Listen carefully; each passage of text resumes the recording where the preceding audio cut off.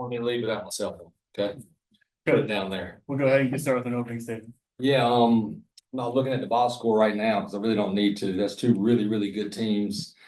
Florida State is going to represent our league extremely well. Lincoln and I were wishing each other really, a lot of good luck in the postseason. We hope that potentially we can meet in the Midwest.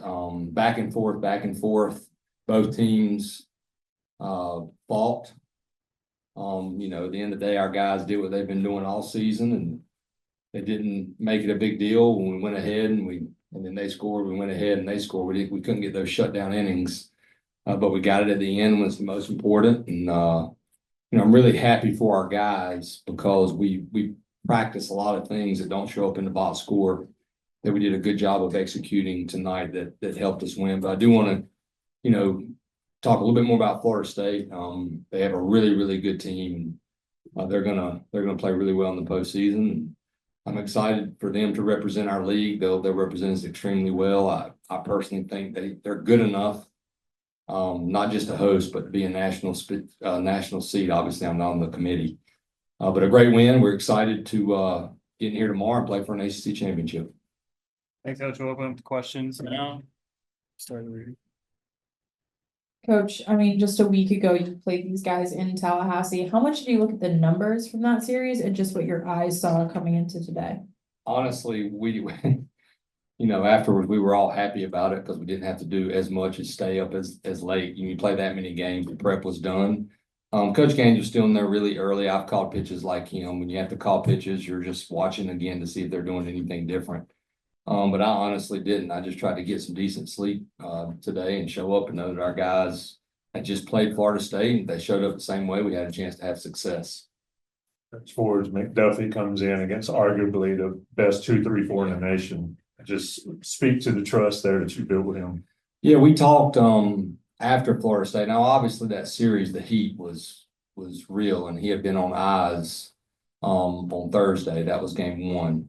But he really talked to me about Coach, I will be honest with you. So that's what I told him. I said, you have to tell me okay, how do you feel? If it's a back here, as long as it's not in your arm, this is the time of year we want to be able to go back to back and even a third day. So we had that talk today. I said, let me know how you feel. He is our closer. If we can have him out for the last 3 outs. And fortunately, he that's a tough 3, like you said. Those are 3 really good hitters, and he executed some really, really good pitches. And one of the best players in the country hit a ball hard and it went right to us. Tough for all you guys. Jackson and Luke talked about it yesterday, being 1 game away from an ACC regular season championship now. 1 win away from an ACC tournament championship. What's the message, Scott? And then what's the mindset for you players going into that opportunity? Yeah, this is what they want. Obviously, we felt like we were really close to winning the regular season. Our whole philosophy here, though, is to play as hard as we can every single game, leave it all on the field.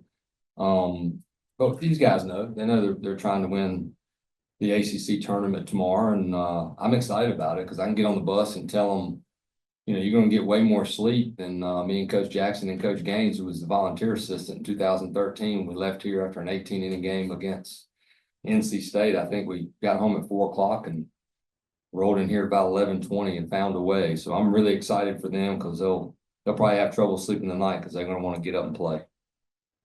Yeah, I honestly think nothing changes. At the end of the day, it's just a game. But we're sticking to the process, just doing what we do best and just going out and playing our best baseball. That's all we can do. Yeah, I think we have a really special group of guys that just go out there and play regardless of who's on the other side. We know if we can control what we control, we've got enough stuff to beat anybody in the country on any given day. So I think it's really special that we just treat every day like another day and play. Scott, could you address, it obviously worked out well, but bringing in your normal Sunday starter out of the bullpen and Aiden, and where does that leave you tomorrow? You know what? We made a decision. We had a plan, and we felt like this was the best plan. I watched the LSU game. I think it was against A&M, and I've known Jay a long time. And ultimately, we do want to win the ACC tournament tomorrow. Of course, we're going to come here tomorrow. We're going to go after it. But we also want to have Aiden Houck prepared for the regional. And the only way to make sure that he pitched was to get him in that game today. So we had that plan of him piggybacking to Caro. We went to Boaz before because that was the one left-handed hitter in the lineup that we liked that matchup. And I thought Folger looked really good. It was a really close pitch. The umpire told me he said it was 100% a ball. So I said, that's pretty confident. I'm gonna have to go look at the track man after the game, see if it was a strike. But that's what we wanted to do. I thought he got better too as he went. But what we couldn't happen is not win that game, and Aiden Houck hasn't pitched this weekend. You have to pitch live. So it worked out for us, and I thought he threw really, really well. I'm just gonna have to fight him and DeCaro off tomorrow because they've already told me they're gonna be available. Good tomorrow. I don't know yet. I have a pretty good idea because we had a plan going into it. I told Coach Gaines, let's sleep on it. I did talk to the person that I feel like we probably will start. But we didn't play Clemson. So, I pretty much have in my mind who I'm going to start, but I'm not going to tell you because I could change my mind. And tonight we will prep really, really hard. Early in the morning, we'll prep really, really hard. We haven't played Clemson, and we'll play some matchups for sure. And I'm excited to watch all these pitchers tomorrow. We got some good arms, and they haven't been out there a ton, but they're going to be out there tomorrow, just like guys had to step up for us to win that championship in 2013. For coach and the players, could you guys just kind of talk about the execution in the ninth inning and what kind of went into that? Was there anything done in practice or anything that was kind of working? Like, what were you guys kind of seeing? You got the button down. Well, we had the meeting at third base before, and we were just talking through like what matchup we liked and whether Coach Jackson was the one who pulled the trigger on wanting to sack bunt. And that's something I've been working really hard on since I got here. Something that I really need to get better at. It was just really good to get that down in a spot that we really needed to. So He's gotten a lot better at it. it was bad. Yeah, I mean, I think it's the same thing. We work really hard in practice. Obviously, bunting's one of the biggest things. You got to be able to get it down. And, Perry, French, all those guys, they were able to do it. And I think it just shows what type of team we have. Yeah, now I'll just add, it's credit to the guys because, Carter French, I told him if you can't get a bunt down, you're not going to be in the lineup. And he was one of the worst bunters I've ever seen as a freshman. I mean, he had a hard time, but he's a tough kid. He kept working on it. Perry had not bunted a lot. These guys are so good in high school, they don't get the bunt much. But man, our coaches, Coach Jackson and Coach Biggie, spend a lot of time. They bunt every single day. So that's something you have to do. You have to get it down to win championships for sure. So that's a credit to these guys. I believe Ahmad led that off, but then we got both those bunts down. To Perry and Alex. You guys aren't necessarily home, but the crowd here was really loud, especially in the ninth. You hear them chanting Tar Heels. What does that crowd do for you guys throughout the entire game, keeping the energy and momentum? I mean, I think it's something that's special. Obviously, at the Bosch, the crowd gets into it. And I think it just shows, the type of fans that we have. They're here for us. It just gets the team going. It keeps our energy up. And we know that we have the crowd behind us. It's just so much easier to play. Yeah, I think that's one of the reasons you come to North Carolina. It's just special. And to go out there and get to play in that atmosphere is really cool. And we get an opportunity to do it tomorrow. So. Scott, when you're setting your goals for the season and talking about those things, where does this tournament sort of factor into it, chasing a title? How do you sort of try to approach that just when you're got the season in front of you? Yeah, I mean, I'll be honest with you. We meet, I think it was August 19th, was the first day of our first team meeting.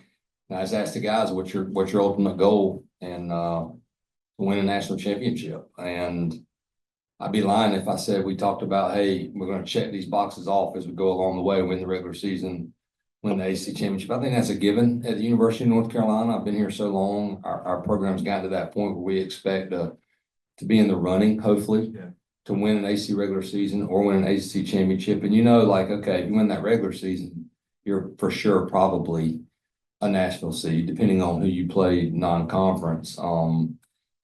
But again, it's cliche, but I really believe in it. We just talk about, trying to be our best in everything we do every single day. And if you do that, it'll layer on top, and you'll be in a position like these guys are going to be in tomorrow.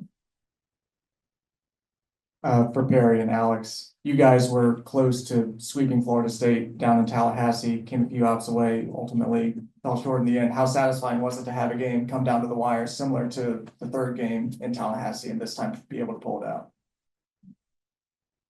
I mean, I think it's awesome. Obviously, you love playing in close games. That's what you play baseball for. But I think this one meant a little bit more to us. Obviously, we lost game 3 and we really wanted to sweep. So just being able to pull that through was awesome. I think it was cool to go down to Tallahassee and win that series because I don't think we had been tested in an environment like that before we went down there. And I think it just taught us a little bit about ourselves that we can go anywhere and play anywhere and beat anybody. So The last question. Up front. On that note, Alex, you've been in those tight elimination game situations in the postseason before. How important is it to get the confidence from a game like this, winning late, to bring into the postseason going forward? Yeah, it's definitely huge. Obviously you can't really simulate anything like it. So just to be able to play in a game like this where it means so much, definitely will help our guys in the long run. And I think every game we kind of treat as a super regional or elimination game. So I think just going out there and playing like that just keeps us on our toes and keeps us playing well. Thanks, guys. Thank See you all. tomorrow. Appreciate it, guys. Good spot. 45, man, we're getting better early.